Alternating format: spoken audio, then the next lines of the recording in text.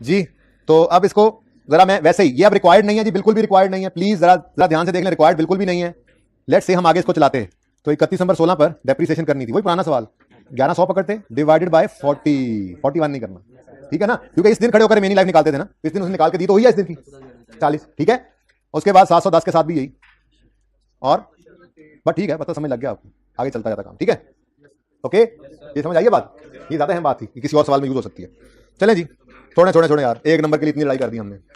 चल शुरू करें। नहीं नहीं, ये नंबर नहीं है पास कराने वाला, कोई बात नहीं, अब समझ आ गया अल्हम्दुलिल्लाह, ठीक है। बस ये कई जगह इस्तेमाल हो जाता है ना, इसलिए कॉन्फिडेंस तो होगा। लो भाई शुरू करो काम। रीवैल्यूएशन है 15 के साल में, रीवैल्यूएशन है साल के आखिरी दिन, लेकिन पहले क्या करना पड़ेगा, डेप्रिशिएट करेंगे तो आखिरी, तो ये 31 में 15 की एंट्री डेप्रिसिएशन की क्या बनी, depreciation expense debit, accumulated depreciation credit, ये एंट्री यहां पर आके करेंगे आप 10 रुपए से, ठीक है। यहां पे लिखोगे वर्किंग नंबर 2, ये थोड़ा सा रेफरेंस दे दिया, ठीक है। अब ये डेप्रिशिएट होकर 31 नंबर पे बिल्डिंग पहुंच गई, नए एस्टीमेट के हिसाब से हमने डेप्रिशिएट करके इसको पहुंचा दिया, ओके डन।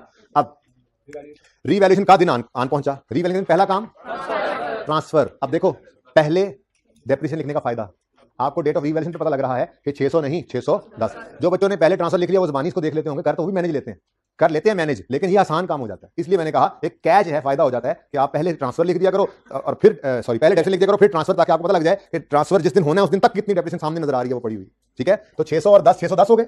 एंट्री बोलो, एक्यूमुलेटेड डेप्रिसिएशन डेबिट कम और acid credit 610, step 1 is over.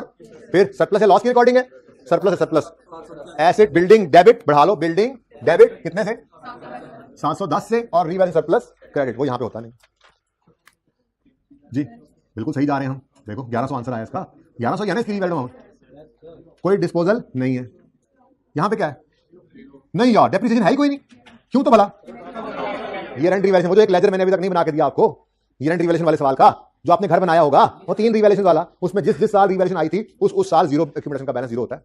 Year and revaluation जो है जिस दिन रीवैल्यूएशन होनी है उस दिन तक की डेप्रिसिएशन तो सारी क्या हो जानी है, ट्रांसफर, ओके। तो जीरो आ गया जी, 1100 ही आ गया।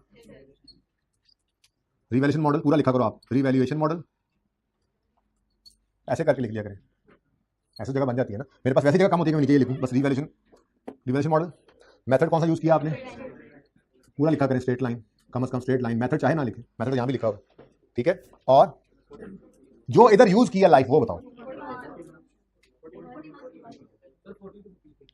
नहीं कल लिख सकते हो 40 to 50 भी, ये भी ठीक है। 40 to 50 लिखोगे तो ओपनिंग पे 50 लगा हुआ है, लेकिन 40 तो यूज ही नहीं हुआ अभी वैसे बाय द वे, ठीक है। तो 41 से 50 ये ठीक है ना यार, आसान हल बता देता हूं, जो इस साल की डेप्रिसिएशन पे रेट लगाया हो ना वही ले लिया करो, जो लाइफ इस साल में यूज की हो ना, यूजर वहीं से देख लेगा ना, फिर फटाफट यूजर ने देखना, यूजर को क्या पता कि ओपनिंग कैसे बने, हो सकता है ओपनिंग के अंदर कोई ऐसे कभी खरीदा हो, कोई कभी खरीदा हो, कोई कभी खरीदा हो, नहीं पता लगता, ठीक है ना। लेकिन ये इजी, बहरहाल आपके लिए बस टिप यही है कि आपने इस साल की जो कैलकुलेशन की है डेप्रिसिएशन एक्सपेंस जो यहां लिखा है वो जिस रेट या लाइफ को यूज करके की है वही लिख दो। कल वाले सवाल में मसला ये था कि हमारी डेप्रिसिएशन एक्सपेंस के अंदर ही 2 लाइफ, जो डेप्रिसिएशन एक्सपेंस टोटल गया था उसमें ही 2 लाइफ यूज हुई थी, ओपनिंग के ऊपर रिमेनिंग 40 साल यूज किया था हमने ओपनिंग एसेट्स के ऊपर, और एडिशन के ऊपर 50 साल, इसलिए मुझे वो लिखना पड़ा था, ओके। चलो जी, सवाल तो खत्म हो गया। असल में सवाल तो कोई नहीं था इतना, हम जो इस बहस में पढ़े ना ये वाली, इसमें जरा बात आगे निकल गई थी, ठीक है। चलो शुक्र है समझ आ गई है। नहीं बेटा एक नंबर की बात नहीं होती, कॉन्सेप्ट की बात होती है, और फिर ये एक जगह तो नहीं है, ये फिर आता रहेगा जिंदगी में, जब आएगा तब परेशान हो गए, तो एक ही बार परेशान हो लिया ना वो बेहतर हो गया। नहीं ये वो नंबर नहीं है जिसने आपको पास या फेल कराना था, वो आप ले चुके हुए थे पहले, ऐसी बातें ना किया करें, अच्छी नहीं लगती, ठीक है ना। वो आप पहले ले चुके, पास आप कर चुके थे, ये नंबर जिसने ले लिया उसको भी कोई फर्क नहीं पड़ा, जिसने नहीं लिया उसको भी, ऐसी बातें किया अच्छी। Okay number 2 B, a machine which had costed होना चाहिए था, चलो कॉस्टेड बोल देते हैं, ठीक है, जगह बोल देंगे, विच had costed ₹80,000 and had an accumulated depreciation of at the start of year was sold in first week of the year। मैंने कहा था अगर खामोश भी हो तो हमारी नॉर्मल क्या, या तो कह दे ईयरली बेसिस है, नॉर्मली नहीं, वैसे खामोश हो ना मंथ्स के बारे में, तो हमने कहा था कि मंथली एडिशन, मैंने कहा आपको पॉलिसी सिखाई थी, full month depreciation in the month of addition while no depreciation in the month of disposal, याद है। तो उस हिसाब से अगर पहला वीक ले तो ये पहला वीक तो पहले महीने में ही आता है ना, तो हमने बिल्कुल भी डेप्रिसिएशन नहीं करनी थी। और एक और भी असम्पशन आपको बताई थी, अगर डेट ऑफ परचेज मिसिंग कर दे, कोई बच्चा कह सकता था ना कि डेट ऑफ परचेज दिखी तो ही है, फर्स्ट वीक तो है ना, तो फर्स्ट वीक की वजह से पहला महीना तो हमने पूरा नहीं लेना था, ये डेप्रिसिएट नहीं होना। लेकिन वैसे भी हमने assumption ये रखी है कि डेट ऑफ परचेज अगर सवाल में गिवन ना हो तो हम एडिशन हो चाहे डिस्पोजल हो साल का पहला दिन अज्यूम करते हैं, ठीक है ना। अब वो कह रहा है 80,000 की हमने मशीन खरीदी थी, पता नहीं कब खरीदी थी, उसकी साल के पहले दिन तक की डेप्रिसिएशन कितनी है 57, और यूं अज्यूम करो वो साल के पहले दिन ही बिक गई है, तो ये तो वही कल वाला सवाल ही है। हमें कॉस्ट भी गिवन है और अक्यूमुलेटेड डेप्रिसिएशन भी गिवन है, और उसके अलावा हमें कुछ चाहिए ही नहीं। वो तो याद कराऊं, ये देखो पूरी एंट्री शेंट्री लिखी थी हमने, फिर हम इस कंक्लूजन पे पहुंचे थे कि पीपीई का नोट बनाते हुए सिर्फ कॉस्ट चाहिए एसेट अकाउंट में से माइनस करने के लिए, और इसके अक्यूमुलेटेड डेप्रिसिएशन चाहिए अक्यूमुलेशन अकाउंट में से डेबिट करने के लिए, माइनस करने के लिए। ना कैश को कहीं कुछ लिखना है हमने, ना गेन लॉस निकालना है। क्यों? वैसे नहीं, पीपीई का नोट बना रहे हैं इसलिए, वैसे मत कहो। अगर वो एक्सट्रैक्ट कह दे प्रॉफिट एंड लॉस अकाउंट बनाना होता है उसमें, तो फिर प्रॉफिट चाहिए होगा, फिर कैश भी लिखना पड़ेगा कैलकुलेशन के अंदर जो वर्किंग कर रहे होंगे, और प्रॉफिट लॉस भी निकालना पड़ेगा, ठीक है ना। अभी बचत क्यों हो गई? क्योंकि हम नोट बना रहे हैं। ओके, सही है। अच्छा, वैसे ना एक नोट है जिसको कहते हैं डिटेल ऑफ डिस्पोजल। वो नोट बेसिकली IAS 16 का रिक्वायर्ड डिस्क्लोजर नहीं है, वो हमारे कंपनीज एक्ट ने कहा है बनाने का। तो कंपनीज एक्ट फाइनेंशियल स्टेटमेंट्स पे अप्लाई होता है FR 2 में जाके, इसलिए वो नोट आपको यहाँ बनाने की जरूरत नहीं है, ना रिक्वायर्ड होगा कभी, ठीक है।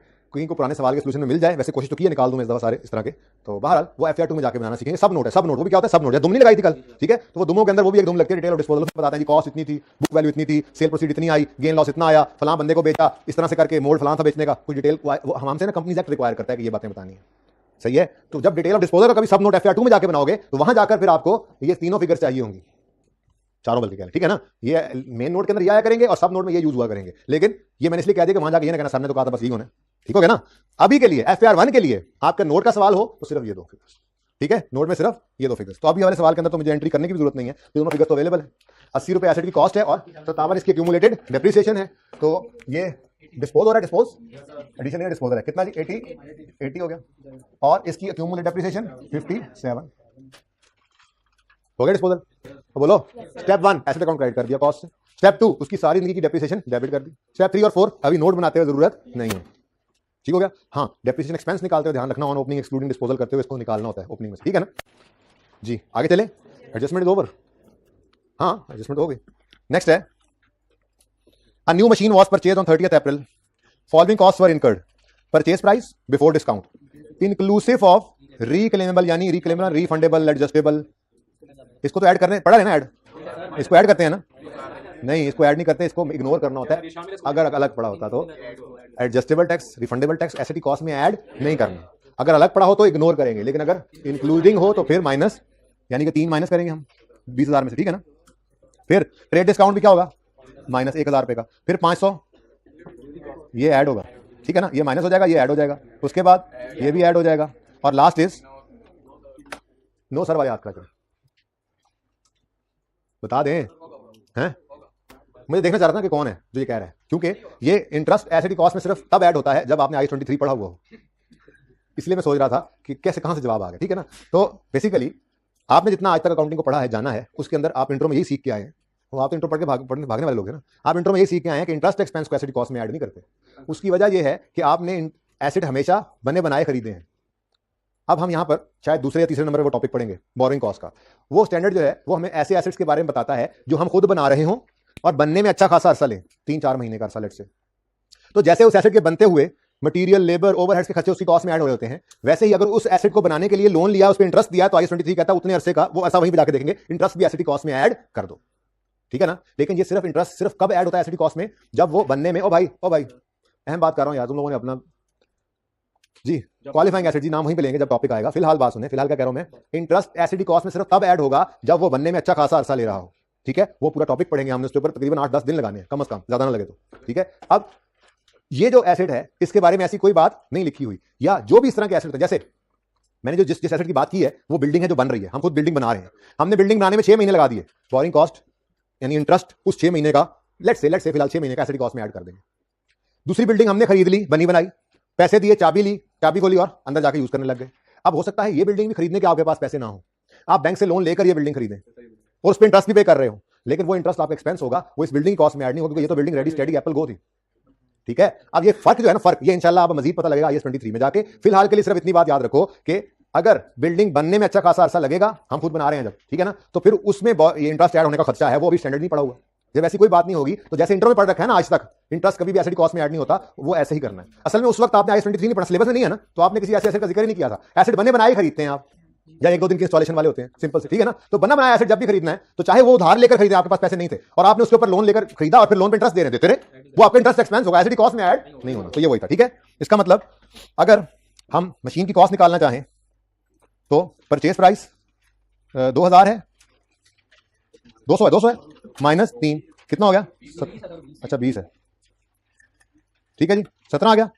नेक्स्ट ट्रेड डिस्काउंट 1 का माइनस कर दिया, delivery cost 0.5, installation cost total कितना बना? 17 पॉइंट। अब इसको 17 कर लेते हैं, ये मैंने इसलिए इस तरह से की ताकि आपको फिगर नजर आती है, ठीक है। अभी 17 का एडिशन करना है, अब राउंड कर लो, ओके। ऐसे ही करना, पर्चे में भी वर्किंग की है, ऊपर लिखा हुआ हमने वहां पे रिक्वायरमेंट रुपीज इन थाउजेंड्स कर रहे हैं तो नियरेस्ट 1000 में राउंड कर दिया, बिल्कुल सही है, बिल्कुल सही है। उसको भी खुशी होगी यार, बड़ा पढ़ा लिखा बच्चा है माशाल्लाह, क्या कर रहा है देखो, यहां पे 17.25 है, यहां पे आके 17 कर दिया उसने, जबरदस्त यार, इसके कॉन्सेप्ट सही है। 17 बस यार, फजूल गला ना कराया जी। ये कौन सी वर्किंग में आपने किया है? 3 रेफर कर दिया आपने, ठीक हो गया। उसके बाद कंप्यूटर की एडजस्टमेंट है, ये खत्म हो गया, इसमें कोई रिवैल्यूएशन का मॉडल ही नहीं है ना इसका, तो ये कितने पे आ गया? 278। डेप्रिसिएशन अभी निकालनी है, डेप्रिसिएशन निकाल लेते हैं, बाकी ये कोई नहीं है इसमें, ठीक है। चलो जी, डेप्रिसिएशन प्लांट एंड इक्विपमेंट के निकालने में कितनी देर लगेगी?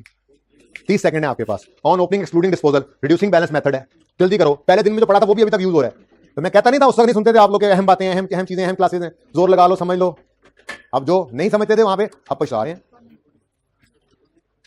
सर हम में तो कोई भी नहीं है, पता नहीं आप किसकी बात कर रहे हैं। भाई बोले सर 51, जब मैं 100 प्लस हूं।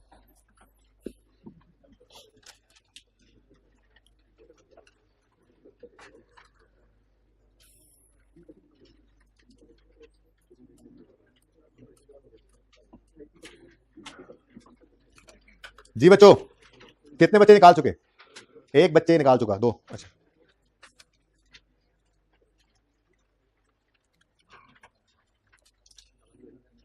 देखा, आज हल्की आंच पे पढ़ रहे हैं। आज मैंने कोई स्पीड नहीं लगाई नोट के अंदर, मैंने सब नोट बनवाई नहीं, पहले जहन बना के आया था, घर से के बनवाऊंगा, लेकिन फिर मैंने कहा नहीं कल बनाएंगे, कोई नहीं, और पक्का हो ले और ठंडा हो ले, ठंडा करके खाएं। ओके जी, बस करें, इधर देखें, मेथड ऑफ डेप्रिसिएशन कौन सा है जी इसका? Oh my God, reducing balance है तो फिर क्या चाहिए हमें? Opening book value of all minus opening book value of disposal. अब क्या करोगे? ओपनिंग बुक वैल्यू कैसे निकालोगे? ये निकला तो हुआ है, ये ओपनिंग बुक वैल्यू तो है। ओ सॉरी जी, ये सही है, ये बुक वैल्यू है, लेकिन चलो ये तो पर्चे में आप यूज कर लोगे ना, सीखने के जमाने में तो समझो ये नहीं गिवन, तो हम निकाल लेते हैं। Opening book value of all कैसे निकलेगी? Opening cost minus opening accumulated depreciation, ठीक है ना। वैसे तो 215 गिवन है, ओके। तो प्लांट एंड इक्विपमेंट यहां पे आए हम जी, ओपनिंग कॉस्ट बताओ 341, ओपनिंग एक्यूमुलेटेड डेप्रिसिएशन 120, बस ये जैसे करते होते थे, याद है? ये आ गई opening book value of all. इसमें से हमने माइनस करना है opening book value of disposal को। अब वो कहां से मिलेगी भाई? ये देखो, कॉस्ट गिवन है, एक्यूमुलेटेड डेप्रिसिएशन भी गिवन है। अब कॉस्ट माइनस एक्यूमुलेटेड डेप्रिसिएशन, बल्कि यहां नहीं, यहां छोटी सी वर्किंग कर लेते हैं, यही नहीं गाने डालते, यहां बहुत कुछ है, ये मैंने की थी पिछली क्लास में। बुक वैल्यू डिस्पोजल निकालना है तो क्या करोगे? कॉस्ट माइनस एक्यूमुलेटेड कितना? 20। ये समझ आता है 23 कैसे निकला? 23 क्या है? बुक वैल्यू ऑफ किस दिन की? जिस दिन तक की ये डेप्रिसिएशन माइनस की है। ये किस दिन तक की डेप्रिसिएशन है? ये 31 नवंबर 15 यकम जनवरी 16 की, सॉरी यकम जनवरी 15 की, ठीक है। तो opening book value of disposal, ये वर्किंग 4.1 हमने कर ली, ठीक है जी। ओके जी, रिमेनिंग पर 25% लगाओ, आंसर बताओ 48। फिर एडिशन 1 है, ये ऊपर ही नजर आ रहा है, थोड़ा सा अभी नजर आ रहा है, ये एडिशन है, ठीक है। और इसकी डेट भी साथ गिवन है 30 अप्रैल, तो मई, जून, जुलाई, अगस्त एंड सो ऑन, कितने मंथ्स? 8 मंथ्स। अप्रैल नहीं ले लेना, 30 अप्रैल है, वो नहीं है, यकम मई से शुरू करोगे, ठीक है। तो कॉस्ट एडिशन की 17 ये ली थी ना हमने, बोलो 17 हमने कहा जी, वर्किंग नंबर 3 से आया एग्जामिनर, इंटू 25% इंटू 8/12 जी, ठीक। डिस्पोजल क्योंकि साल के पहले दिन, समझो साल के पहले हफ्ते में बिक गया था, तो उसके ऊपर डेप्रिसिएशन चार्ज हमने नहीं की थी, तो कितना आ गया? तो तुमने 51 बोला था, सुभान अल्लाह, छा गया तुम्हें 51, माशाल्लाह माशाल्लाह माशाल्लाह माशाल्लाह, 51 जी। बताए 120 150 कौन सा मॉडल है जी इसका? कॉस्ट रिड्यूसिंग बैलेंस और 25%। लो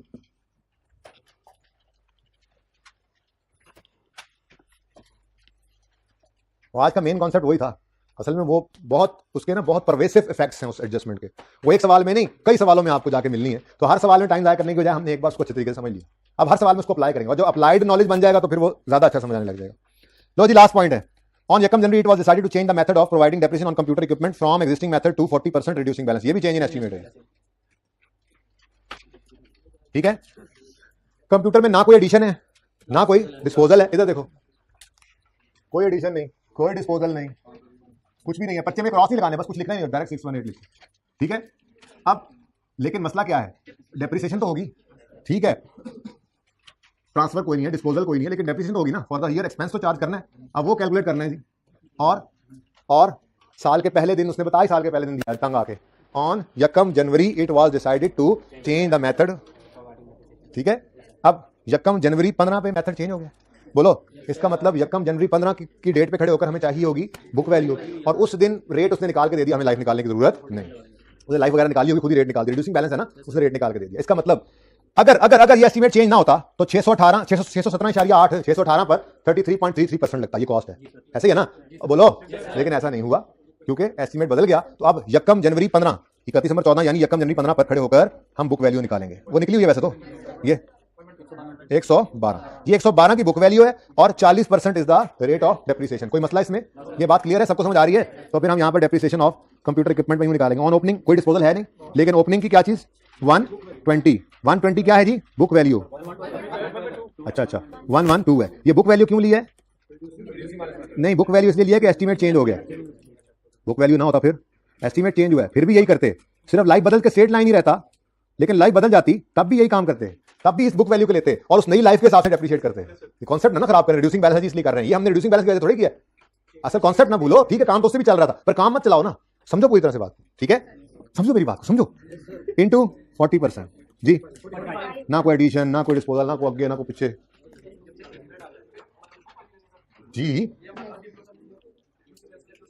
किसमें? हाँ, हमेशा ही ऐसे करते हैं, बल्कि मैंने तो लिखवाया था एस्टीमेट चेंज के दिन खड़े होकर बुक वैल्यू निकालेंगे और उस दिन की रिमेनिंग लाइफ, ऐसे ही करते हैं जी। भाई कितनी डेप्रिसिएशन? अच्छा, ये वर्किंग नंबर 3 थी, ये 51 नहीं तो 51 जो किस वर्किंग में था? 4 में। अच्छा तो वर्किंग 3 में क्या? अच्छा वो होगा, ये ऐसे वर्किंग को रेफर कर लिया करो भाई, ये 150 वर्किंग 1 से निकला होगा आपका, ये वर्किंग 2 से निकली होंगी फिगर, ठीक है ना, ये रेफर कर लिया करो। ओके, अच्छा ओके जी, बताएं। 60 only 67 cost model, straight line method नहीं, हो गया सॉरी, रिड्यूसिंग बैलेंस मेथड और 40%। दूसरा सफा खाली है जिसके ऊपर हमने 12.1 एक नोट बनाना है, 2-3 लाइनों में आएगा, बताते हैं किसने रिवैल्यू किया, कब हुआ, फिर एक और आता है 5-6 लाइनों में वो आएगा, फिर एक और आता है 5-6 लाइनों में वो आएगा। ये 3 सब नोट्स रिवैल्यूएशन के मस्ट हैं। अगर सवाल में रिवैल्यूएशन होगी तो मेन नोट के साथ ये 3 जो मैं कल बनवाऊंगा ये लाजमी बनेंगे, और सवाल बगैर रिवैल्यूएशन के आपको नहीं आना। इसका मतलब यूं समझ लें कि आपकी रिवैल्यू आपके पीपीई का नोट यहां तक होता है पक्का, उसके आगे फिर जरूरत के हिसाब से और नोट भी होंगे, जैसे पिछले सवाल के अंदर movement capital work in progress की मूवमेंट का नोट था, और इस सवाल में चेंज इन एस्टीमेट का नोट बनना है, यहाँ पे 1.4 बनाएंगे, 12.4 जिस दिन बनाने का दिल कर पड़ेगा बना लेंगे, ठीक है। अब आपने क्या करना है जी,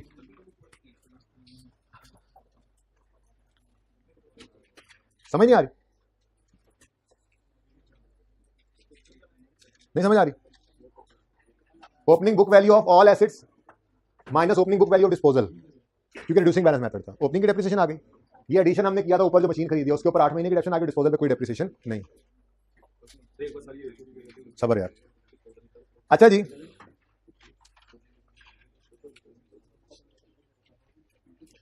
अब जरा जल्दी से एक बार होमवर्क पर नजर डाल लें, फिर मैं जरा जाता हूं, 2-4 मिनट हैं, अभी नहीं है।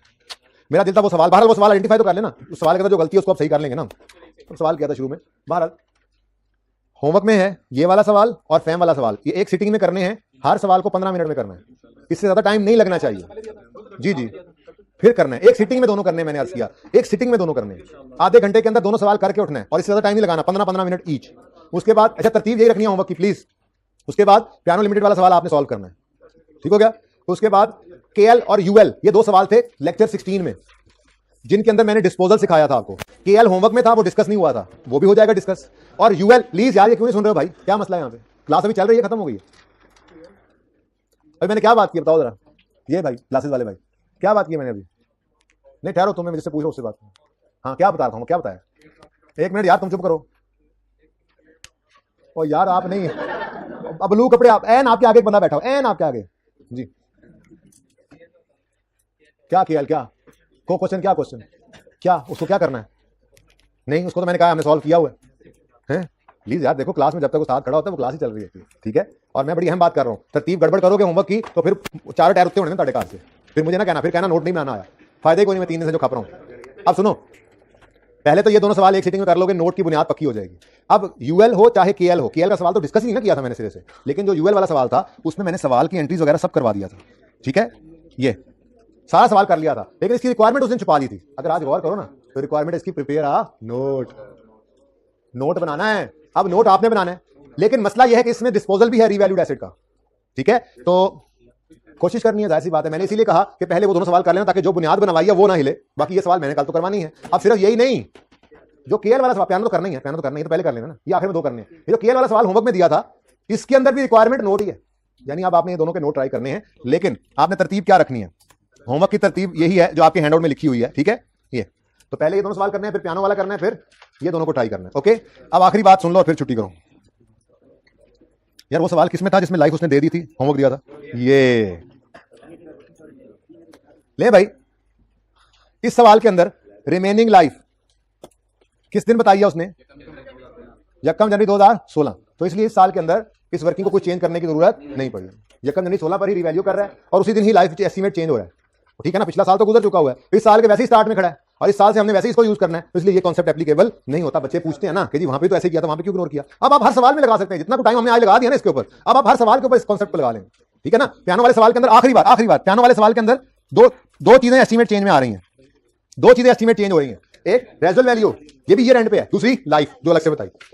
अब रेजुअल वैल्यू के साथ उसने लिख दिया 31 दिसंबर 16, लेकिन हम फिर भी मजबूरन यही 16 के स्टार्ट में लेकर जा रहे हैं, क्योंकि 1 जनवरी 16 की रेजुअल वैल्यू हमारे पास अवेलेबल ही नहीं, ठीक है। होती तो फिर देखते, होती तो वो यूज करते। और यहां पर लाइफ दे दी थी उसने 31 दिसंबर 16 की बजाय, यहां इसी ने लिखा नहीं उसने, वरना यहां डाल देता यूजफुल लाइफ, लेकिन उसको पता था कि ये भी डाल दिया तो ये सवाल पहले ही घूमा पड़ा है, बच्चों के चारों बाकी ऊपर हो जाने टायर, उन्होंने जाना बच्चे ने, ठीक है। तो इसलिए उसने वो लाइफ अलग कर दी। अब नीचे ले जाकर उसने क्या बताया? Remaining life is 15 and 10 in 16 and 18, not on 31 December 16 and 31 दिसंबर 18। इसलिए ड्यूरिंग में आया, वो साल के शुरू में यूज भी हुआ और ईयर्स यही जो लिखे हुए थे यही यूज हो गए, इनमें +1 करने की जरूरत नहीं पड़ी। Is it clear? Allah Hafiz.